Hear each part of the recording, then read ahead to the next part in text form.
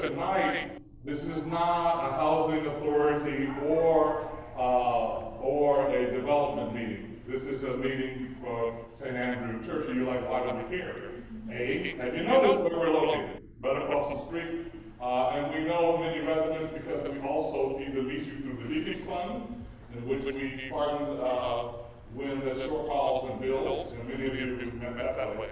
Or we've met you because of many of the especially kids are now visiting our center that is there using our 3D center, our 3D printers and all of that stuff that I have no idea how it works, right? Or we met you with the food pantry, which we run every week also. So we have a deep investment that what we mean by faith in this house is the creation and maintain of the community around us. That we believe in the beloved community, and the beloved community is a community that cares about one another, that is safe for one another, and that is living their best lives, because we believe in that. We are representing the body of Christ. Now, a couple of things tonight. First of all, we are in the sanctuary, and there are some normative realities of how we act in the sanctuary, which is that we disagree all the time as we human beings. However, we don't yell at each other, and we also hold each other as sisters and brothers. And so we're going to ask that you do that. If it's impossible for you to do so, then this is not a meeting for you. But if you can do it, we really appreciate it. Because we want to make sure the first half of this meeting will be only residents asking questions. We want to make sure your questions get asked. Second half of the meeting, we're going to let anybody ask questions. But we want to make sure you first get answers first. And that we've got people here that do that. Now, there are people who communicate in different ways. So you can ask questions by raising your hands and I'll bring the mic to you. There are also people who can't, you don't want to stand up. So there should be cards around you, index cards, and there's pens if you need it, that you can write down your question. And Mary Alicia, who is someone who many of you know, will come and pick them up, and we will ask those questions too. If you're online in the Zoom meeting, we ask that you put your questions in the chat, and we'll ask that. And the way we're going to do that is we'll just go in rotation. So that if you're here online, or if you're here in person, or if you're here and you don't talk, right, you'll have an equal chance. And we will answer as many residents' questions as we can. When I say we, I ain't answering nothing. I don't know nothing. But these people know, right? They know. And just like I asked the decorum, they hopefully are under the same rules of decorum also. And we deeply appreciate that. What I'm going to do also is to tell you that at the end of the evening, we will produce a transcript for online and here, and they've agreed to turn that into something called frequently asked questions. So any questions that you get answered tonight will ultimately be turned into something that's written down and answered again that you can get. So we want to make sure, and that's something we ask for, we do that all the time. There's a transcript being made for inside the sanctuary, and there's a transcript obviously being made online also. And they've agreed to do a frequently asked questions. And so the final thing to tell you, if all else fails, and these folk have answered the question, you're like, I still don't know what they mean, or I don't really know what that is. After the meeting, over in the fellowship hall, the folks from the developers and also the housing authority will be there to do one-on-one meetings. Again, the issue of the whole reason we're having this meeting is to make sure that our neighbors and our friends have as much information as possible, because Marin City oftentimes is something that folk are talking at you and not to you. Tonight, we want to ask that be talking to you, and that the answers that you have are agree or disagree, but at least they're clear, right? At least you understand what's going on. So again, you can ask questions here. You can wait till the FAQ comes out, or you can walk over there and talk to people one-on-one and ask specific questions that either you didn't get answered, because also you might also I'm going to say this Southern-wise. You also might just like, I don't want my business out here. I don't want to ask a question, right? So you won't have to do that also. You can go over there and on a one-on-one section, ask your specific question also. Although I will tell you that if you ask questions in here, everybody will hear it because there's somebody else that might have your question too. So you might be helping somebody else also. So again, my name is Floyd Tompkins. I'm the pastor of St. Andrew Presbyterian Church, and we're so glad that you're here. And I'm looking forward to a great evening for the next hour and a half, 2 hours, where answers will come forth with honesty, with integrity, and with clarity. And that we're going to treat each other as sisters and brothers, because whatever happens in the next year, we got to live together. And we're going to be together. And our community is still going to be here. So let me introduce you. Y'all all probably know these folk. If you don't, I'm going to introduce you. I'm going to try not to butcher their names. That's a 50-50 chance. Why don't y'all ever hire somebody with easy names? Oh, no, I'm sorry, except for Jocelyn. I appreciate it. These names, I won't butcher them, I'll tell you right now. But I do everybody's name. First of all, I want to first introduce to you the new MHA director. By the way, I have to say she is in charge of Golden Gate Village, but it's all housing throughout the county. And so the fact that she's here tonight says that she thinks this is important, and I really appreciate that. Here we go, Dr. Tanya Letiju. Yes! All right, and then from the developer, we will have Jocelyn Lynn. Thank you, Jocelyn, for an easy last name. I'm about to mess this up real bad here. I'm about to really, I'm gonna try, okay? Okay, Riley Weisenborn. All right. So we thought we'd begin the evening. It was gonna be very simple, letting them talk for about 5 minutes to say who they are and what's important. And then I'm just gonna launch into it and bring the mic to you so you can ask the question. It's about you. In the first half, the first thing I'm going to ask you is, do you live in the housing authority? If you do not live in Golden Gate Village, if you do not live in the housing authority, God bless you, but I'm going to take the mic away from you. Because the important people are in the first half of this meeting is the folks who actually live, making sure your answers and your voices are first, okay? So I'm going to ask for your forgiveness, because I might need it, but I'm going to ask for you. And then the second half, we will entertain bigger questions. And I always say this is not a political meeting. This is a really meeting of how we stand together. All right, so who wants to start? Did we start from the developer or we start from the... we already got the first conflict. Okay, sure, I can go ahead and start. Go for it. Hi, everyone. Good evening. Thank you for coming. And I'd like to thank Pastor Floyd for hosting this meeting and inviting us to come together here. I'd like to thank Dr. Tanya Letiju for your strong leadership as soon as you took the helm at Marin Housing Authority. And we've seen it so far, and we really appreciate it and look forward to working with you. So as Pastor Floyd said, I'm Jocelyn Lynn. I'm the Chief Real Estate Development Officer for Burbank Housing. And Burbank Housing is a nonprofit affordable housing organization based in Sonoma County. We're mission-oriented, which means that, we are driven by our core values of wanting to provide affordable housing to our communities. And we've been involved in the Golden Gate Village project since 2023 when MHA selected Burbank as its development partner. And we're very excited to be a part of this project. And since 2023, we've been working hard to get to know all of you. We've held a lot of resident meetings, workshops. We've done door-to-door knocking, and our team has just been working so hard to get to know all of you, to hear your voices, to hear your concerns, and that's why we're here tonight to address those issues. Again, I can't emphasize the fact that, we are a team of dedicated folks who really want to bring affordable housing to our community, and we're here to serve you, and this is why we do what we do.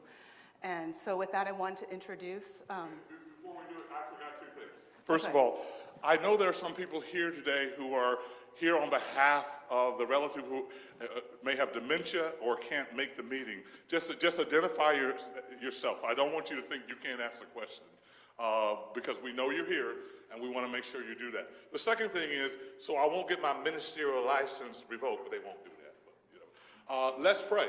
And if you are not a believer, you can simply respect the house and at least bow your head, all right? All right. God, we thank you and we praise you for this night and for all that you are and all that you're doing in us and through us by the power of the Holy Spirit. Be here in this room in the name of Jesus.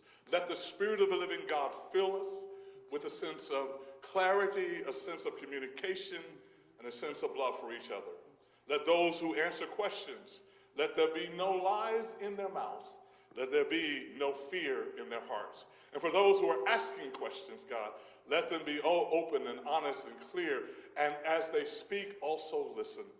And let this night be full of a community that knows that we are here together, not by accident, but by the providence of God. In the name of Jesus Christ we pray. Amen. Dr. Tanya Lettis.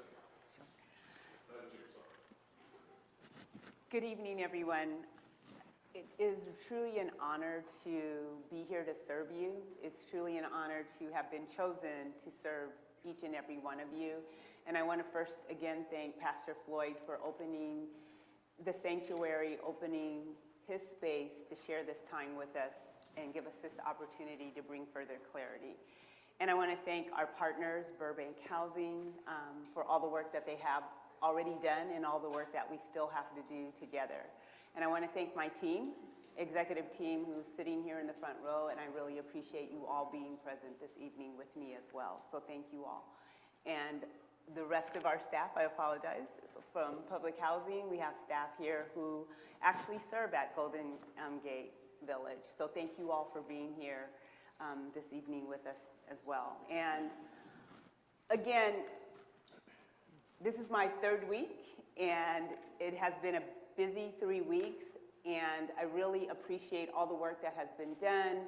I've had an opportunity to really delve into the communications that have been taking place. I have, in fact, sent out 2 communications to all of you as residents, bringing with the hope and desire to bring clarity around some of the different activity that has been going on around Golden Gate Village. And I just want to share a little bit with you about myself again. I have spent my career as a public servant, and I see myself as a servant. And this work has called me, being a public servant, and I believe that there's no greater system or organization, if you will, than government. Why? Because it actually is the only organization that is required to serve all constituents. And I believe when we have the correct leadership in place, we're able to lay down the conditions, the right conditions that help us thrive as individuals, that help us thrive as families, that help us thrive as communities. And so when I think about the work that we're doing at MHA, this is one phase of that work, and that is the revitalization of Golden Gate Village. And what does that mean? When I think about this work, it means another opportunity to ensure that you have a safe place to live, that you have a place that's welcoming, a place that you desire to live and feel good and can call home. And in addition to that, when I'm thinking about this work going forward, I'm thinking about what does the future have for the residents, for all of you at Golden Gate Village, regardless of what your age is, regardless of where you are in the generational line. And I am looking forward to working with each and every one of you, with each and every individual, whether you are a youth, whether you are a senior in our community, a parent, not a parent, but seeking to see how can we help you and how can we further help you become even more self-sufficient.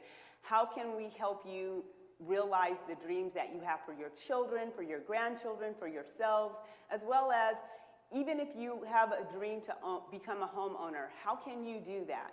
And so I am really excited about what's happening today, and I recognize this is not my first time doing a revitalization, doing redevelopment, if you will. This is not my first time, and so I understand how uncomfortable at times this can be.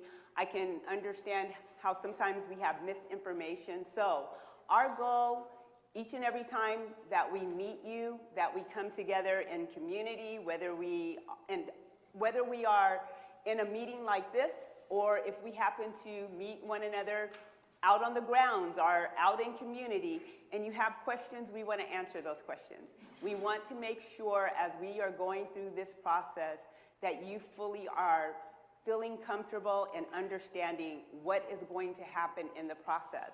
And so again, thank you for giving me the opportunity to serve you. Is that good?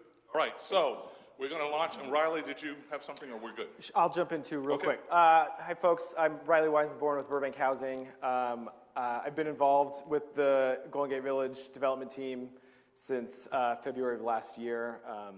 It's been a whirlwind and a pleasure to work with you all. I've been on site quite a few times. I've had many conversations with a lot of residents. Got to work with Juanita Douglas and her team on the tradeswomen construction trades program. So I just want to say that I feel very honored to be part of the group in the community, and I look forward to getting all units revitalized as fast as we can. That's our goal. Okay, so we're going to go over the rules one more time. The first half of the meeting, you have to be a resident of Golden Gate Village. And I'm going to ask you that before you have the question. Also, we are going to take a question from hands first.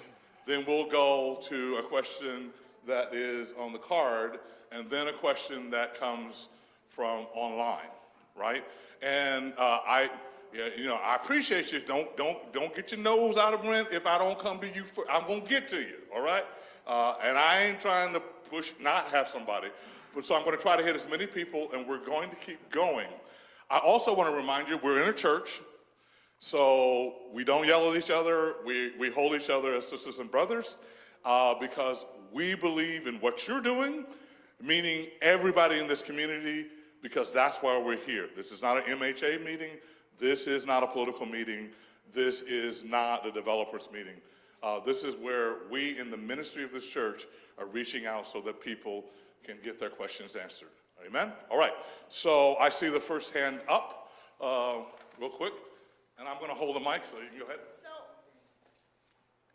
I don't really have a question more than like a statement, because this forum was supposed to be for us to build trust and all that kind of stuff. But there's an issue here in Golden Gate Village that the second half, we want to deal with those issues. Right now, we just want questions from residents. I will come back to you the second half. Okay, because we really want to make sure people's questions. So my question is, how do we bridge this gap of trust? Because there's a parking thing out, and it's missing 20 issues. And so the way that things are being done and how we are being mismanaged, it does not lend to me feeling like I am highly regarded. So I want to know, how do you intend to bridge that gap of the total disregard that MHA has showed for the residents of Golden Gate Village? Okay, appreciate that.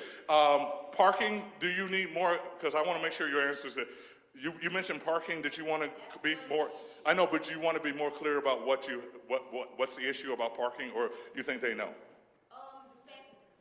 The way is handled, yeah, it's like this thing they brought out today, list stuff, it's FAQ, but it is missing 20 elements that are not addressed. So I feel like I'm being insulted because you didn't thoroughly look into it, and that is the consistent way things are handled here at Golden Gate Village. I appreciate that. Anybody want to answer that? Sure. So I am working with the staff.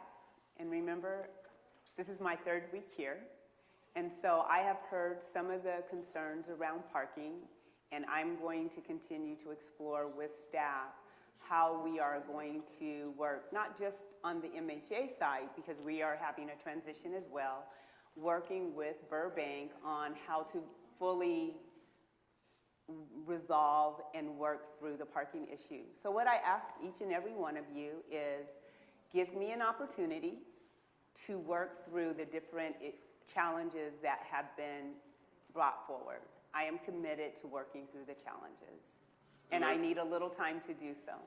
And those 20 issues, we really need to be clear about what those are, and I appreciate that, you raising that. Anybody else want to answer that? Because we want to be clear, right? Absolutely, all right? I'm going to go to the next question. This one's off the card, all right? What protections are in place to prevent displacement of long-term residents? So the protections that exist really lie within the rules of HUD, and every resident every individual unit, every individual in the household currently at Golden Gate Village has a right to return to your existing unit. So in phase 1A, you are preparing to pack up soon. And before you leave, you will sign your lease for Burbank. So when you go to a unit on site or to a unit of choice, whatever you have agreed upon through your MOU, you will be coming right back to your same unit. You will not go to another unit. If you left unit 505, you will return to 505. Whether you are considered overhoused or underhoused, you will return back to your same unit. That has not changed. That will remain the same. Anybody else want to do it? I want to remind you, because some of y'all weren't here at the beginning, everything is being taped and everything is being on transcript. So a part of you is like, did we get that on tape? Yes, we did. And so the promises are, or whatever is happening, you are going to have a record of it. So I want to be very clear about that, because I know that comes up from online.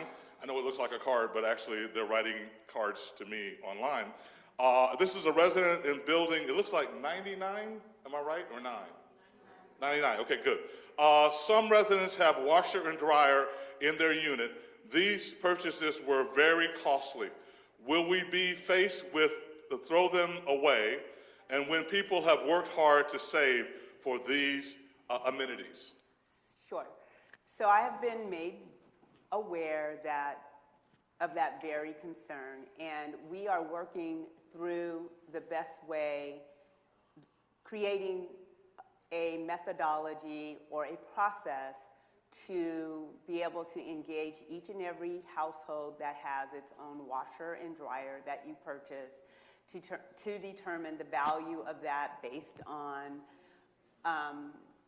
different information that we're gathering. And then we will come to you and ask you questions about what you own, your model, when you purchased it, so forth and on, so that we can offer a fair value for what you have purchased. So we are still working on that. We're very mindful of that and very respectful of the fact that you have used your hard-earned dollars to purchase a washer and dryer.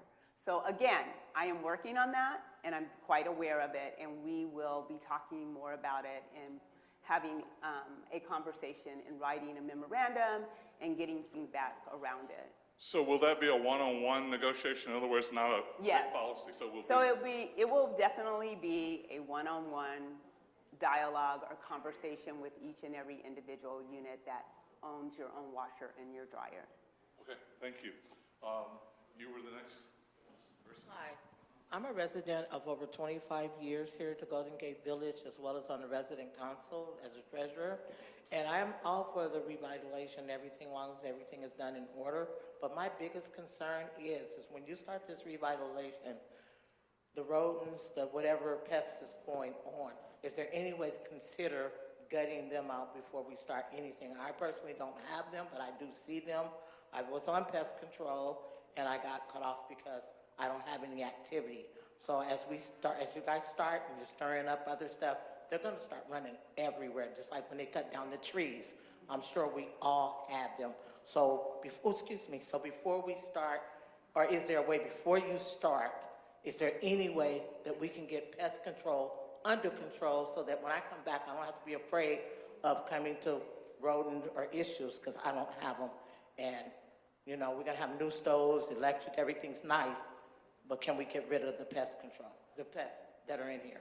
Thank you. Anyone want to answer? Sure. So we have a robust pest control program going on today, and that pest control will continue on. And that pest control, as you know, from a very targeted perspective, if we just talk about phase one and as we phase out, we're making sure as each unit is moving that everyone is pest free, and we are doing our very best to ensure that, to the best of our ability, remembering we live around nature and all of the trees and all of those things. So there is the ongoing pest control to deal with our surrounding areas, and there is pest mitigation.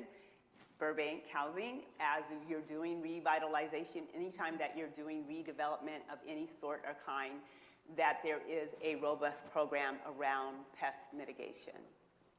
So I'm going to be your advocate here and say, so what are you doing? I mean, that was about we're going to do, but what are you doing now? Well, we're doing it. Question there. Yes, so we're doing that still today. As you just said yourself, you're no longer receiving that service because you don't have pests. So any homes that have pests, I've seen the list just last week. There were several homes that are being inspected. So there is continuous inspection by professionals who are trained in this work.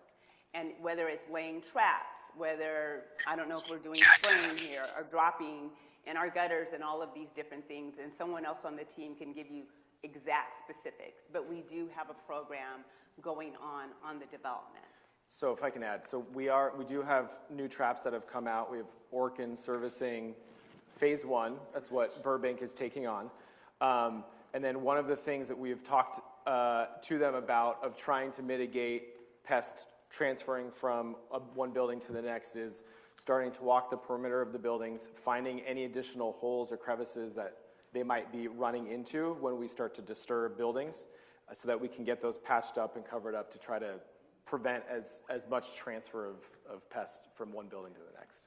Because some of you weren't here at the beginning, just remember, whatever you need to follow up on, remember they're going to be in the fellowship hall for one-on-one conversation specifically about your unit. So if you're like, okay, that was a good answer, but I need something more, that would be the way to do it. All right, from the... Pastor, can yes. I just want to add something else about pest control.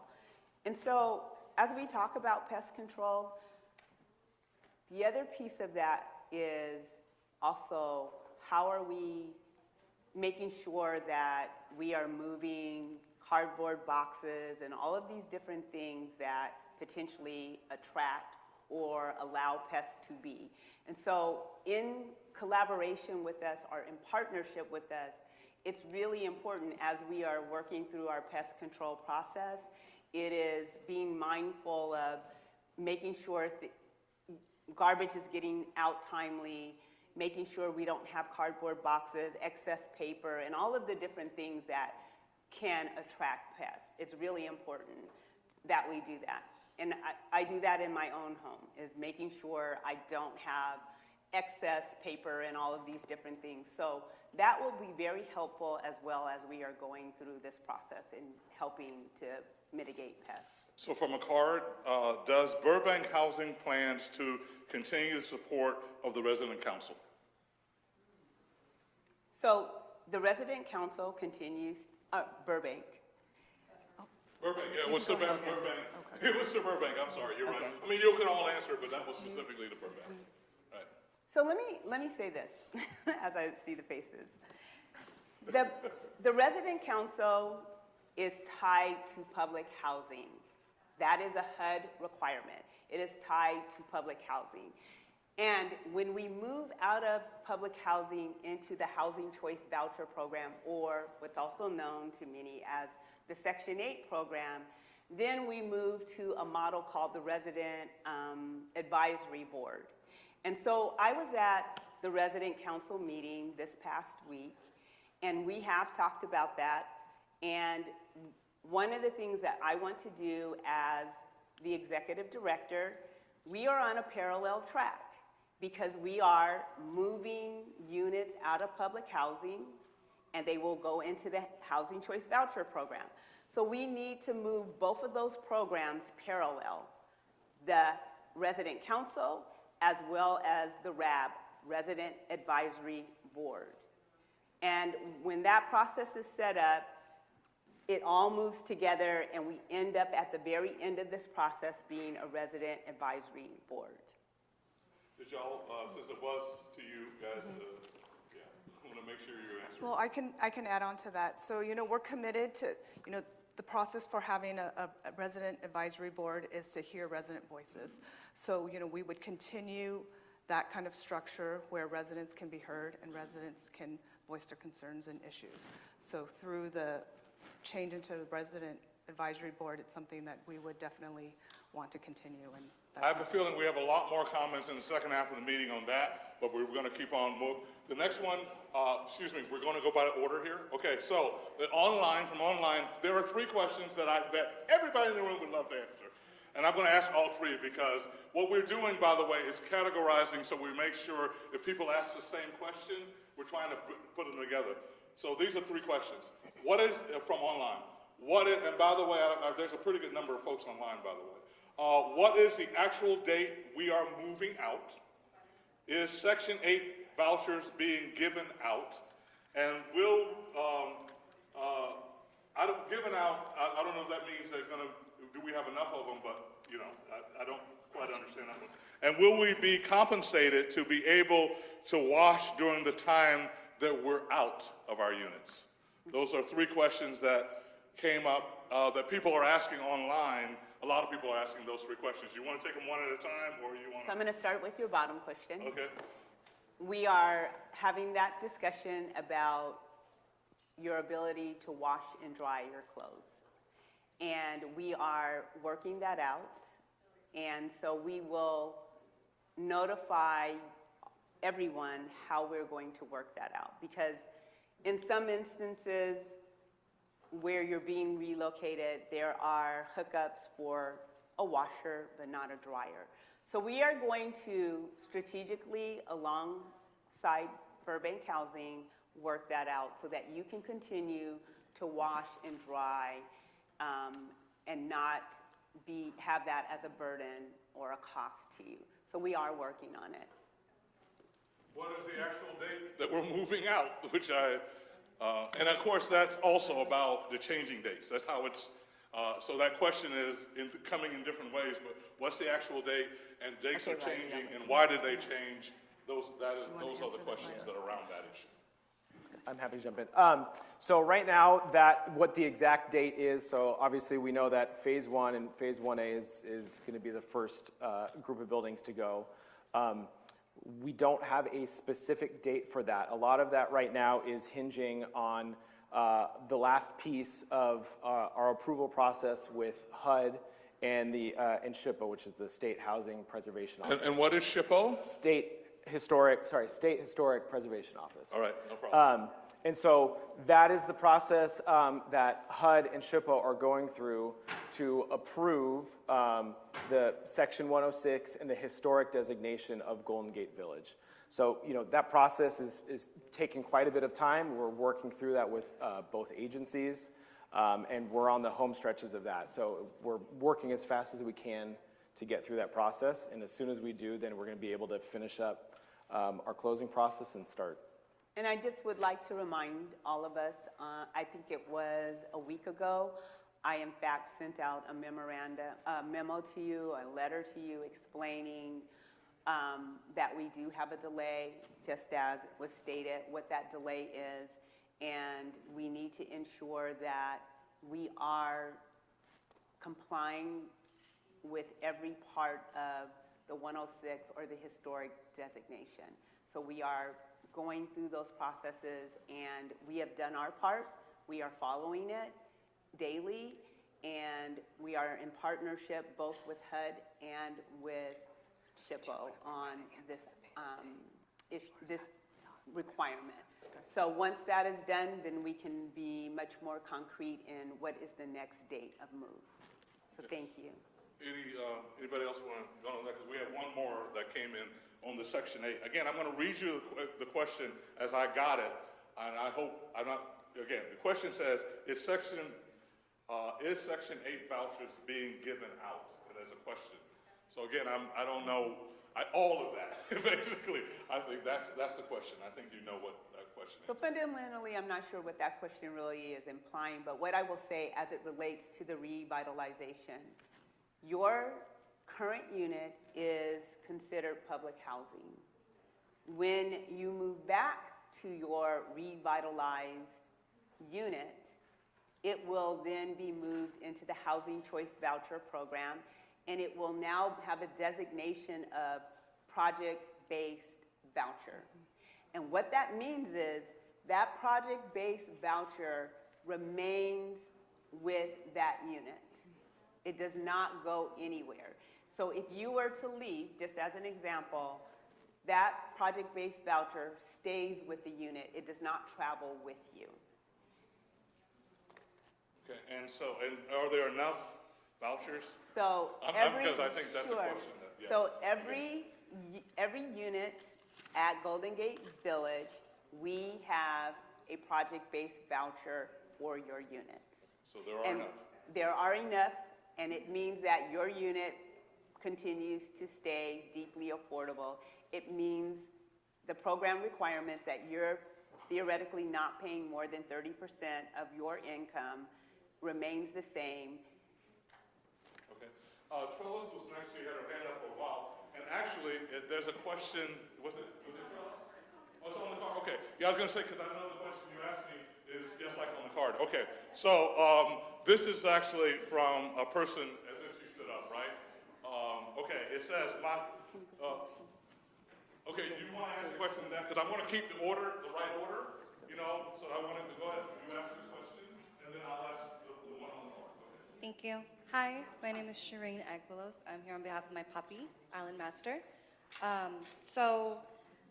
He wants to know what exact assistance will be provided regarding relocation. There's boxes. Will moving trucks be provided? Will people be helping him lift those boxes?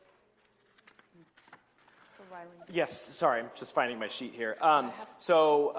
We've got a couple handouts that after this is done, there's going to be handouts in the other room that talk about services that are provided for the move, what's needed.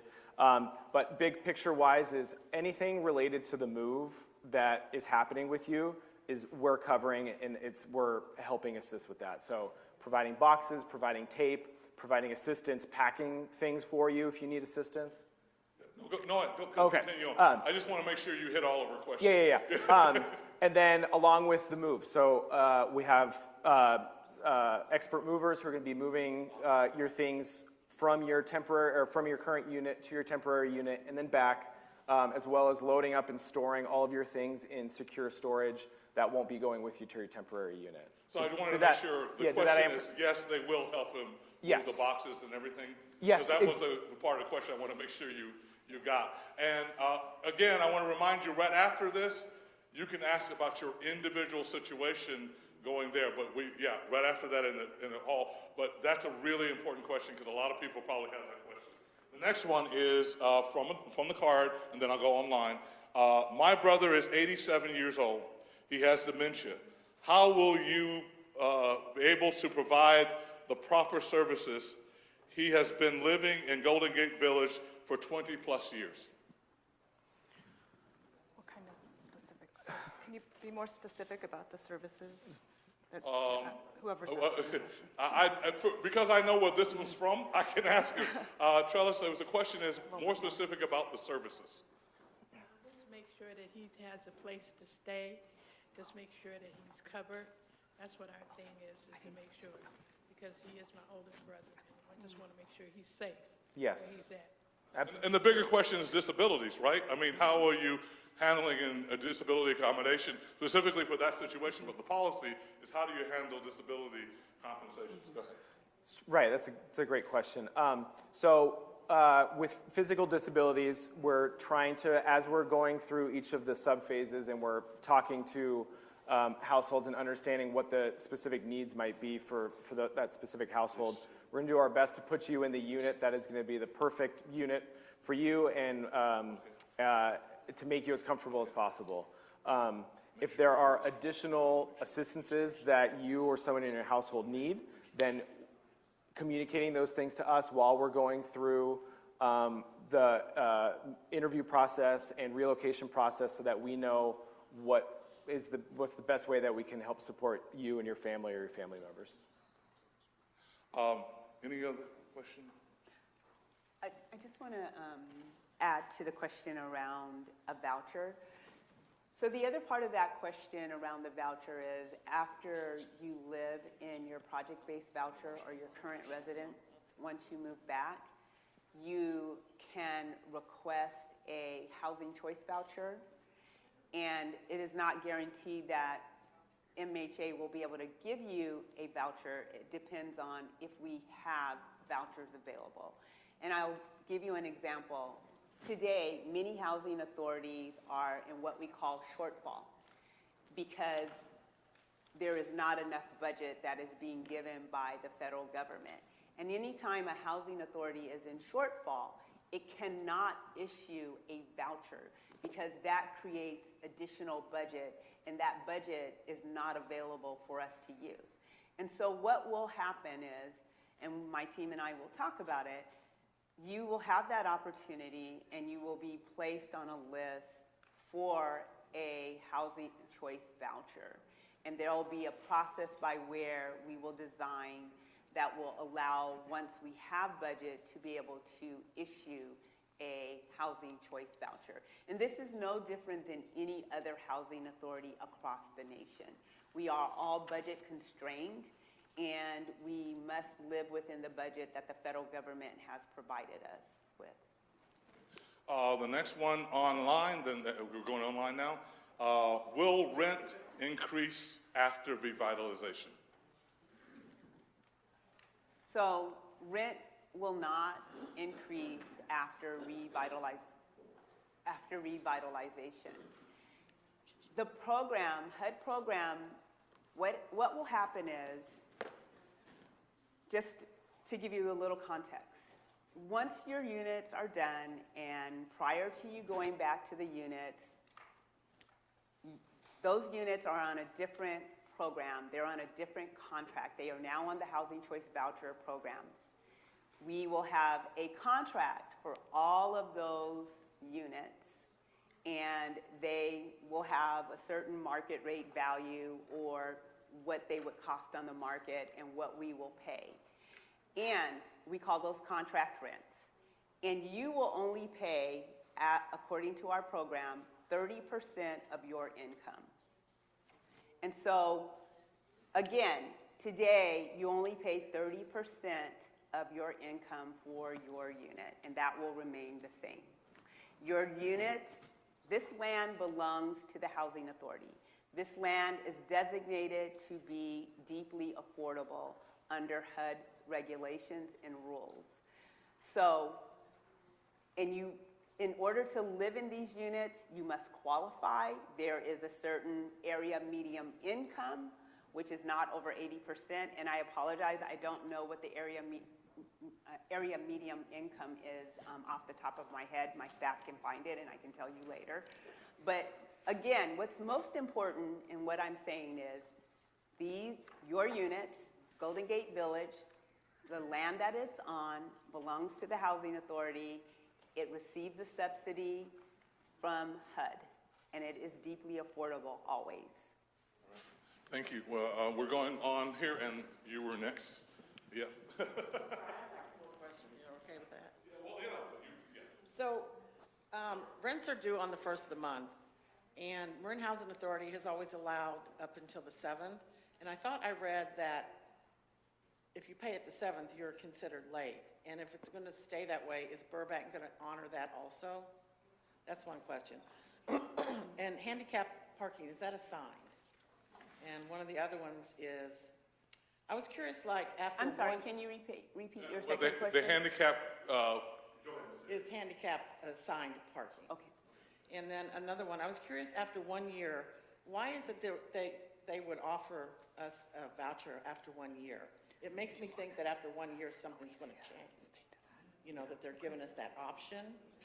And then the other thing is, if you are overhoused and you are going back into your same unit, won't at some time they come back and say you're overhoused and you have to move again? And then the units that are empty, are they being addressed with the rodents? The rodent question, they did question that. But the rest of them, most of those questions. Do you remember them, or do we need to? So I'm going to start with your last. I'm going to start with your last question. Okay. All units are under pest control. The property is under pest control. Your question around the rent, the time period of when you need to pay your rent, and I will turn it over here. And I'd like to invite our Director of Property Management, Alicia, to maybe answer the question about our policy on late payments for rent. All right, come on up here. That's a good question. Good afternoon. Sorry, I have a cold. So the answer is yes. We're going to continue following the guidelines, HUD guidelines, based on the same implementation that they're following now. I'm sorry? Yes, so the specific question was about the 7th. That is it considered late, or is it still good? Right?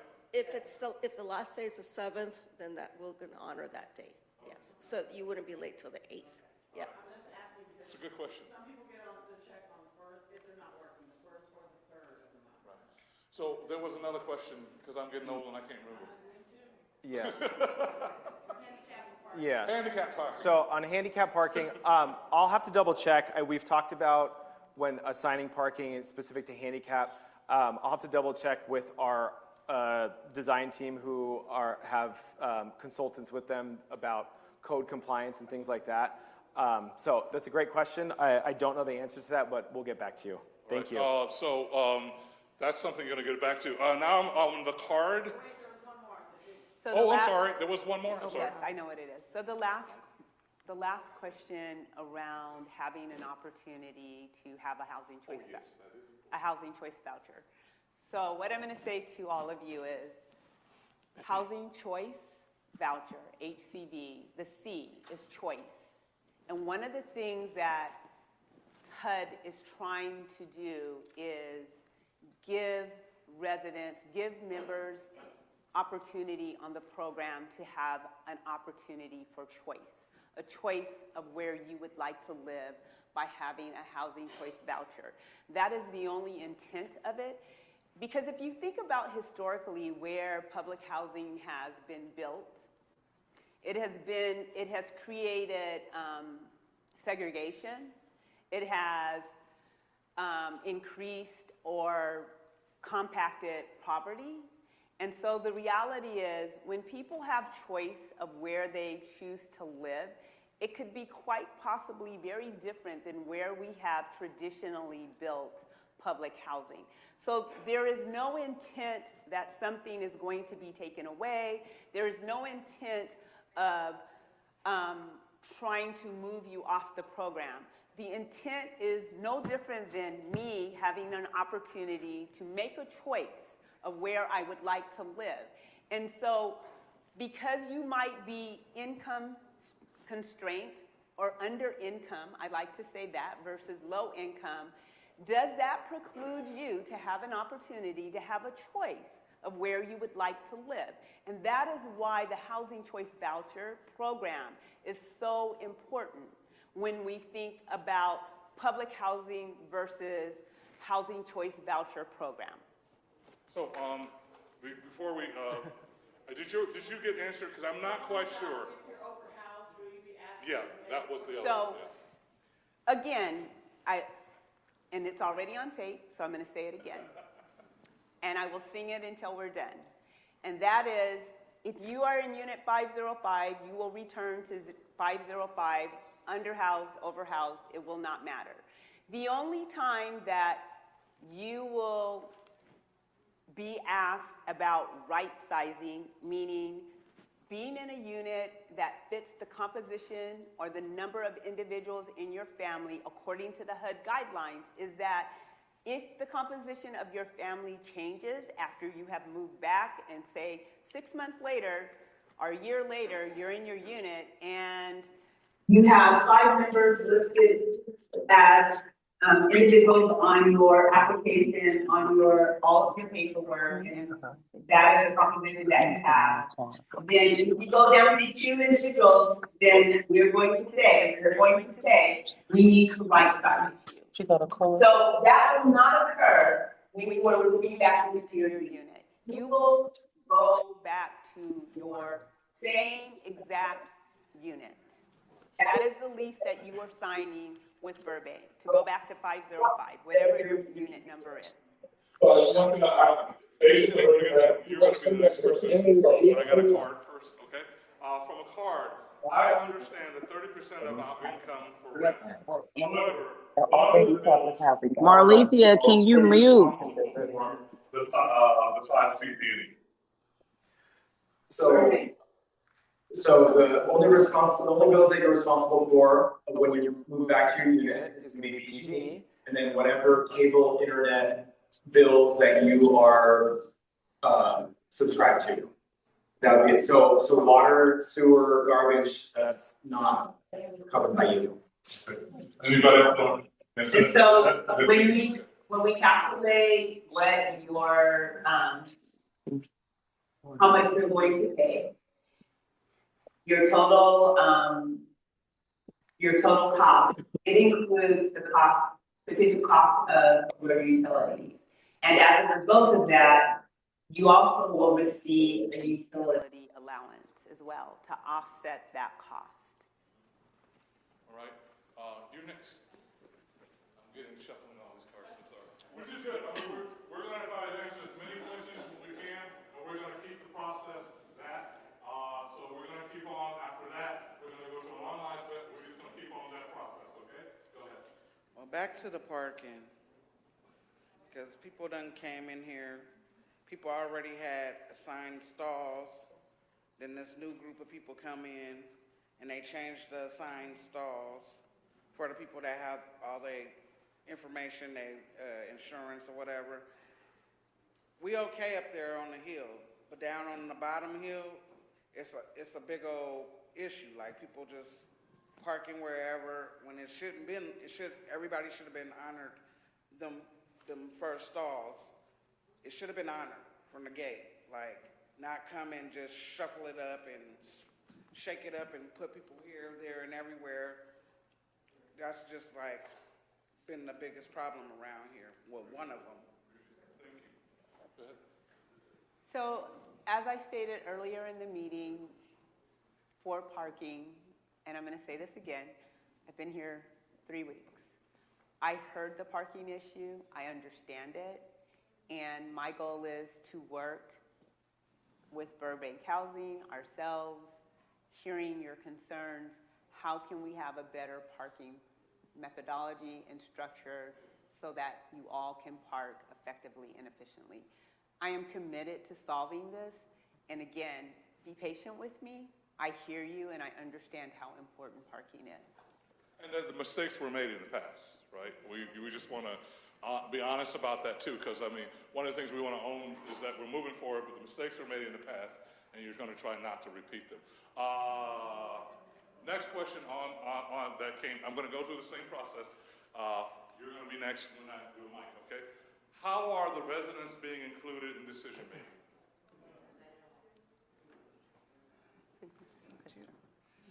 So, as Jocelyn has mentioned before at the beginning of this, you know, we've since the beginning of last year, we've had many community meetings, many one-on-one meetings. We've attended resident council meetings. We've had some more specific group meetings, whether it's been about relocation or updates to about the development process. So collectively, we feel like we've had many meetings. We've taken in information at these meetings. Some of that has informed things like the kitchen layout, because we heard a lot of comments about things like that. So we feel like we've had a number of meetings with residents at various levels. So I'd like to say, because I heard a lot of in the audience. I was going to say, yeah. So I'm gonna acknowledge that, and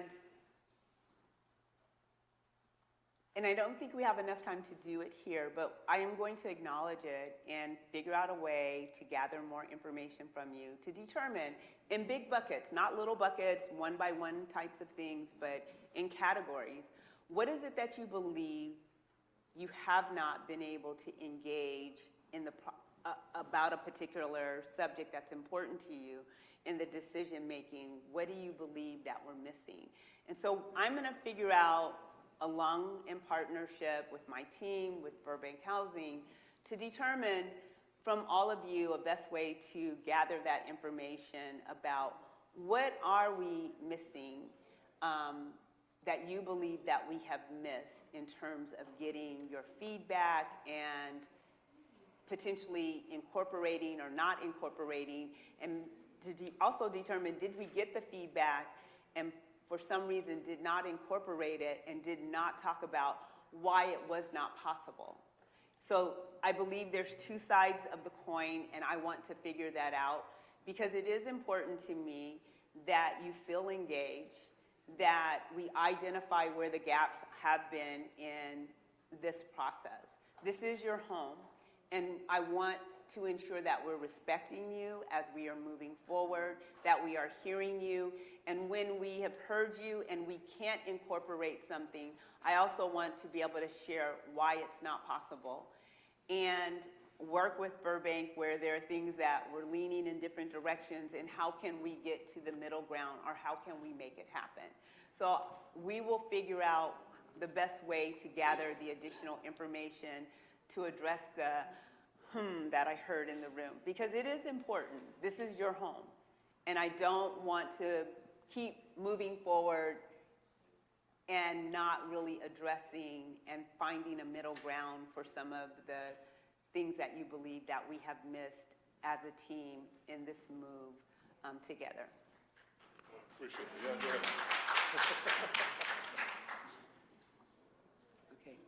ahead. Okay. That sounds well and good. However, as president of the Golden Gate Village Resident Council, our rights have been denied. We spoke about it on Monday night, from after our election to this very day. There's one key point, one regulation, and I shared it with you. I don't hear any change in terms of what you're saying tonight, just now, as it relates to the acknowledgement of the information that you was given, and that you would have to really consider our federal rights that have been denied. A lot of this process coulda, woulda, and shoulda been resolved had we, at the resident council, been honored and to the enforcement of that particular HUD regulation, where we would be sitting at the table in terms of discussing a lot of the various issues and the training that is required by law. So, okay, well, so therefore, you know, we're waiting for that, and definitely. So, Ms. Royce, what is the question, so I can answer the question because we've had this conversation. As I'm listening to you, you did not acknowledge at all that, oh, I've heard this on Monday, the very same thing. I'm giving it some more thought on how we can sit down and, you know, work this through. Did you get that? So yes, I'm going to respond. I want to make sure that. Sure, thank you, Ms. Royce. So I'm going to respond again. I believe I've made an overall acknowledgement to the room holistically, is trying to have a process to figure out where we have the gaps, where we have not felt heard, so that we can acknowledge that, see where we lost it, see what we can do about it, is my acknowledgement of saying, of understanding that from the resident council, because I'm speaking to the entire group, that there is a feeling that you have not been involved in the ways that you would like to be involved.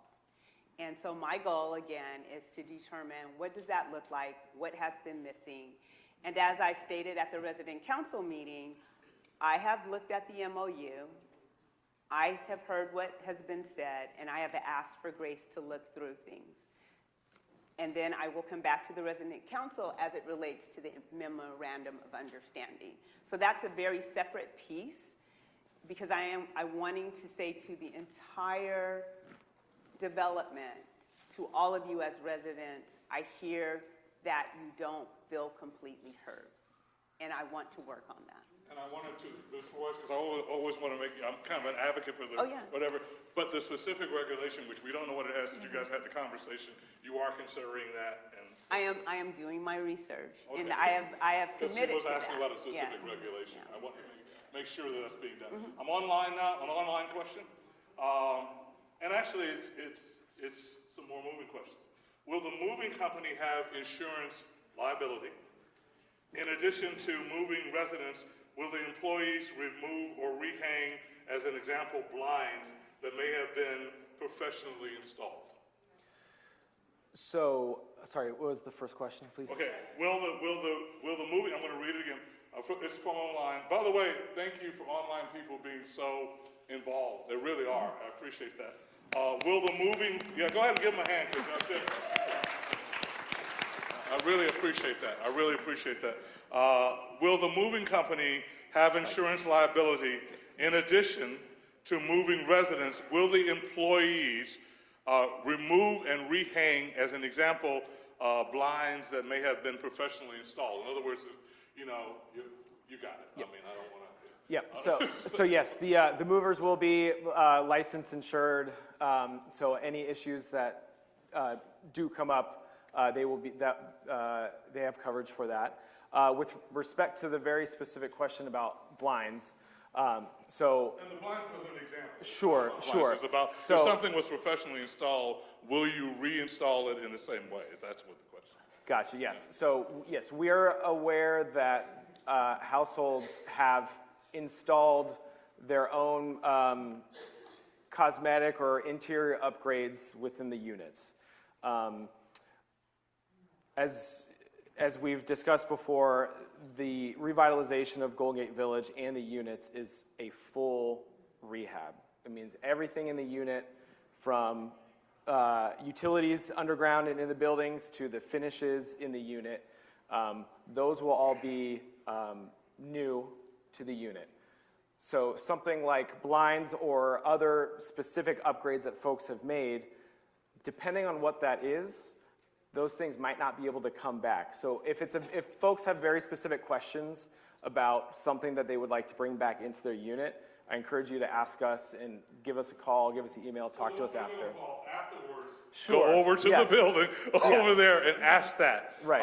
However, if you're online, because that was an online question, that is going to be a bit of an issue. So give them a call. But if you're here and you have because of that question, I need to ask about something specific, please don't leave here tonight. Go over there and talk to people one-on-one, right? Exactly. Because giving a call, is a little other situation. Okay, go ahead. I got, hello? I got so many questions.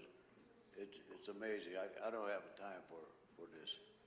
I've been here 76 years in Marin City. I was born here, and I've seen a lot of stuff happening, but my main concern is, and my main memories about Marin City is that it was always like a family. We had people that would come from Vallejo, San Francisco, everywhere. And now it seems like we're cutting off all the parking that we don't have a right to have visitors. And to me, that's not human. So that's one of the problems. And with the rodents, I complain about the screen doors being put back up so the rodents can't go up in the house, so you can get air coming through there, which I live in the tall buildings, and it's great to have air coming through. But the screens that they put up, you can see they're like, I can almost stick my hand through them, and it's crazy.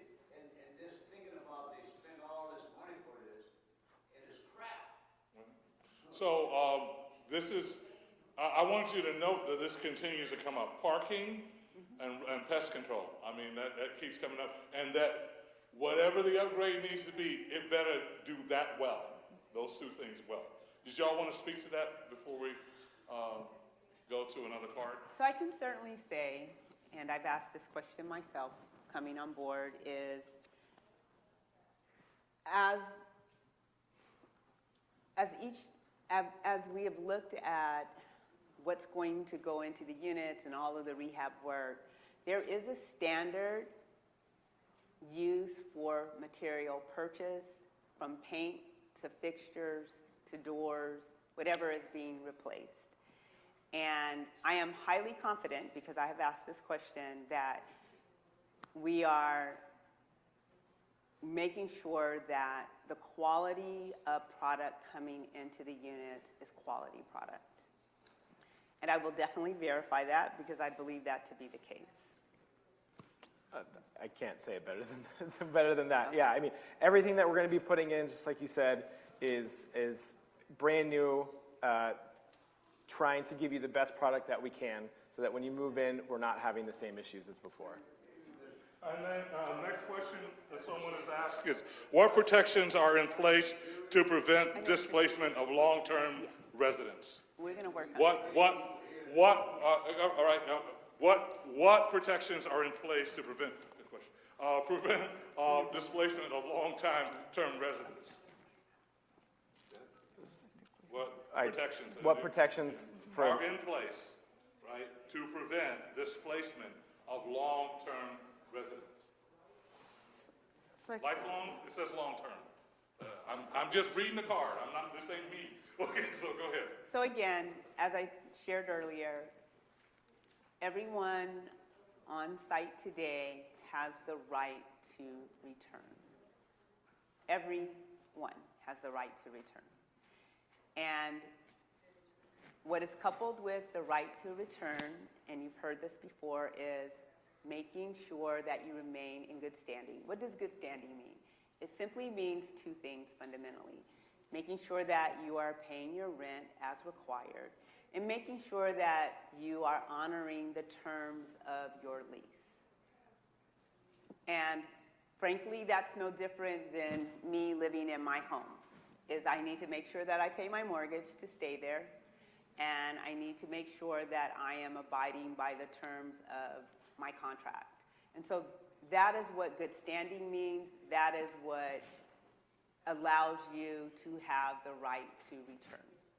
And I can say that my understanding is everyone who is coming out of phase one, my understanding is you have done your paperwork, you're in good standing. And for the entire development, 90% of everyone has done their paperwork and has been deemed as in good standing. And so in some cases, what some of us have had to do to get in good standing, if we were behind in payments, there was a payment plan made. There were arrangements made to help you move forward in the process. Anything else? I want to go to an online question, and then I see you back there, okay? I'm going to go to people who haven't asked questions first, and then I'll come back around, okay? Online question. What's the difference between having HUD and versus Section 8? How is Section 8 better for us? So I think what really the question is, remember, so what is HUD? So what HUD is the entity that is providing the subsidy and that is deeming this property deeply affordable. So what we're doing is nationally, not just here, nationally, public housing is deeply, sorely underfunded. And the rents that HUD pays on a public housing unit is probably 4 times lower than what is paid on the Housing Choice Voucher program. It is a much higher subsidy that is allowed when you are in that housing choice voucher program. And so again, what we're doing is we are revitalizing your unit. You're going to go back to your unit, and your unit is going to be on a project-based voucher. It will be in the housing choice voucher program, and it will receive a higher rent subsidy. And by having a higher rent subsidy, which is very important, it then helps to ensure that the property can be much better cared for. And maintenance and all of the different infrastructure can be cared for much more easier, because why? We're getting more money to maintain the property. Public housing across the nation is in disrepair because the rents are so low and the federal government has not adequately invested in public housing. They recognize that, so what they have done is, okay, we have a new program and we're going to move these units through revitalization into the housing choice voucher program. That is why it's much better, because it provides a way to sustain for over a long-term period, a reasonable period of time, the condition of your property, your homes that you live in. Anybody else? I'm going to do a point of personal privilege here. I sat down because our little 14-year-old who's filming, he got tired. Boy, you ain't old enough to be that tired. Mr.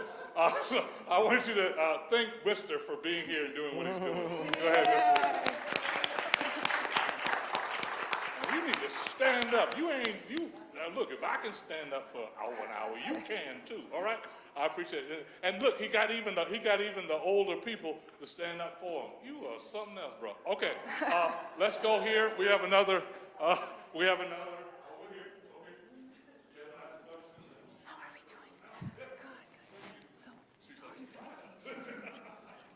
What about the residents who are under the impression that they are in good standing, but you guys go through the paperwork, you guys lost a lot of their paperwork? Like, so what are you guys gonna do to correct that moving ahead? I'm sorry, can you restate? Did everybody hear that question? Yeah. Okay, good, go ahead. No, can you restate it? Oh, she was saying, what about the residents that you lost? I won't let you restate it. I ain't gonna mansplain it, I'm sorry. I'm saying, what about the residents who are under the impression that they're in good standing because they've been turning in their paperwork, but Housing Authority lost it? Like, you know, when it's now that we're doing the revitalization. So what are you guys gonna do moving forward to ensure that we're not getting penalized for something that we did correctly? Did you get that? Okay. So one of you wanna answer that? Because I don't know what we've lost, so. Anybody want to answer that? It's not a one-person concern. Trust me on that one. All right. We hear it all the time. So residents that are going through phase one have to bring in their paperwork, have to be in good standing. As far as losing paperwork, I'm not sure what that is. We have not lost any paperwork right now, my current staff, but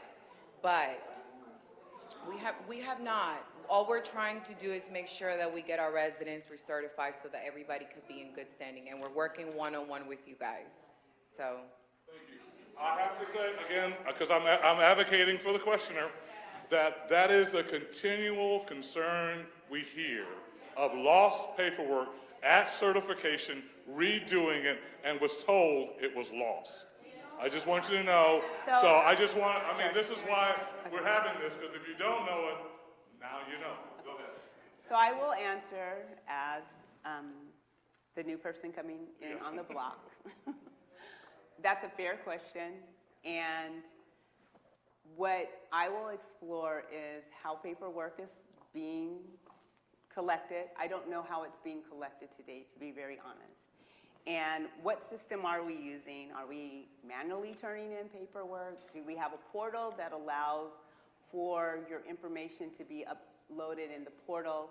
So I want to explore that, because it is very important. No different than your paperwork, no different than my paperwork. I don't want my paperwork lost, no matter where I go. And so I deeply respect that. And I also want to say that staff are working to ensure that you are getting your paperwork in, and that between, from what I understand, that is happening between MHA and Burbank. They are concurrently running these products together, our processes together, so that you're only potentially having to do this one time.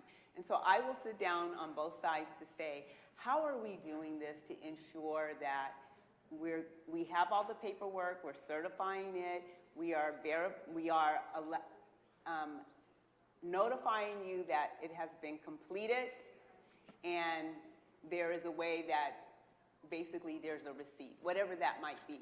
So I will explore that. I do hear what you're saying, and I hear what the staff is saying as well. Right. So I promise to look into this. So that's a real concern, and I'm glad that came up. Thank you for your question. Okay, here, next question here. Again, I'm going to follow the process. How will the HUD regulations change under RAD with Burbank Housing? Will the new lease change?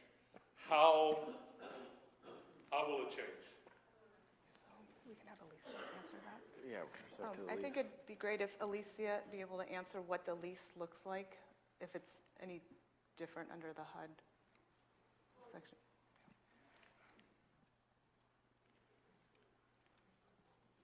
Thank you. So we're currently, everybody's aware that we added the tax credit program to this project. They have certain rules that we have to incorporate, and HUD has certain rules that we have to incorporate.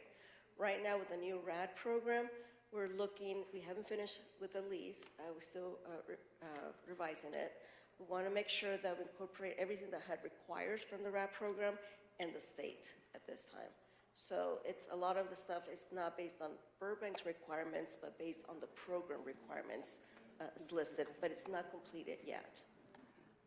So it is true that under the RAD program, public housing is different than the Housing Choice Voucher program, and with the layering of tax credits, which are very important in order to do the revitalization, that's all in the back end that you transparently don't see. It's part of the financing mechanism of getting this work done.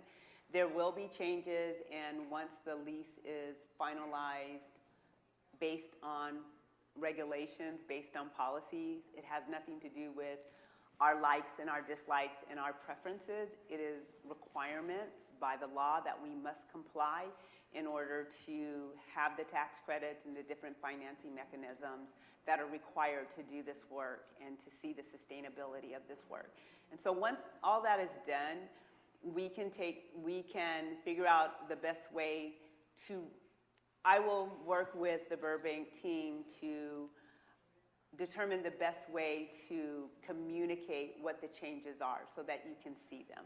So we will do that. So you'll understand what the public housing lease was and looks like compared to what is new. So when you're ready to sign it, you'll have that understanding. We will put a document together, and not only will we put a document together, but when you're ready to sign your lease, we will be able to go over the lease with you to show you what the changes were, so you will be able to understand and have comfort around it. Okay. So the online question, I'm going to give it there because I didn't get the card fast enough. So go ahead and ask the online question. Yeah. So the age group, what is the age group? Okay, if a person is, for an example, 75 or older, I don't know the age group. This is an online question. Sure. And okay, what is the age group if a person don't have to downsize? If a person is 75, 80, and they have a 3-bedroom, do they have to downsize? So for those who turned in their paperwork, when are they going to get proof that they're in good standing? Okay. Those are the 2 questions. You got that? Did you get those? All right. So someone also have to answer the second question, but for the first question, again, I'm going to reiterate, if you live in 505 and you're one person and you have 2 bedrooms or 3 bedrooms, whatever your composition is today, remember, it will be the same when you return to your unit. Why? because you are returning back to your same unit. You're going back home. So you are being temporarily relocated for a moment in time, and then we are going to welcome you back home to your newly refurbished home. You're going back home. I'm going to, Sister Royce, can you give me a second, because I'm going to go with her because she hasn't asked a question, then I'll come to you, okay? Go for it. Hi. So as far as how the new rules and the new lease and overhousing, I know like with Section 8 sometimes, depending on the age group of the children you have or the adults that live in a house, sometimes they are forced to share a space because they're considered overhoused. Is there a way that you can assure, like for instance with me, I have a adult daughter in the house, neither one of us are married, and under Section 8, there's been, situations where they will make us share a space, and then my son get his own room, so I will have to downsize. Is there a way to reassure us that we don't have to downsize or end up having to share a space because of the age group? Okay, so remember this. I'm going to say it in a different way. You are all going to go on vacation. You are going to go stay in an Airbnb on the same property, or if you made other arrangements. And when you get done with your vacation over the next 4 months, you are going to go back home. You are going home. No, you're going home. And that's what I want you all to remember. I want you to visualize this. We are going to send professional movers to come and pack you up. You can just sit there if you want to. And they will come and pack you up and do the things that they need to do. They're highly qualified. I would pay for them to come and move me. And while you're being moved, you're going to go stay in an Airbnb or at the hotel, however you want to visualize it, for 4 months, 5 months.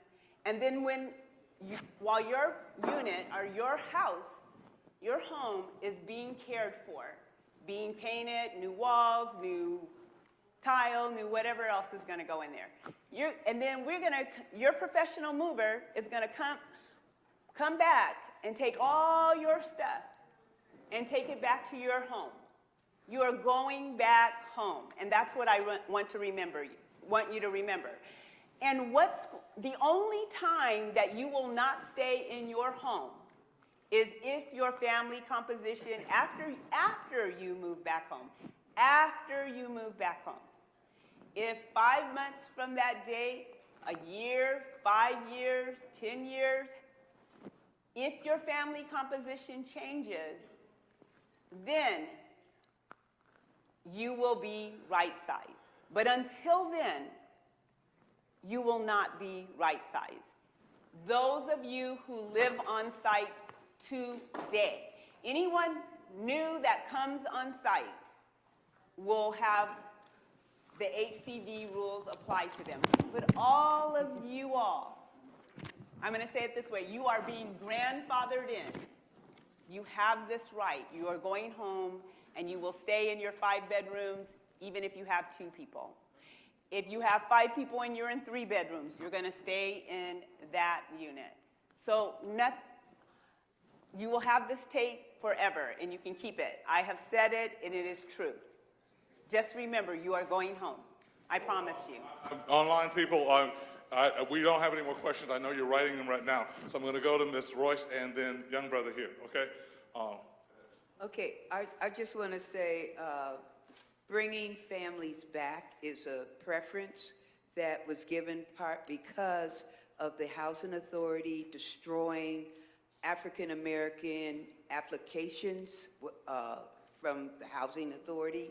And so from that came the creation of bringing families back. That worked for a while, and we see that we're back to that same type of situation.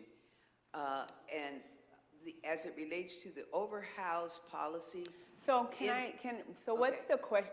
Because you put that out there. So what's the question on that? The question is bringing families back.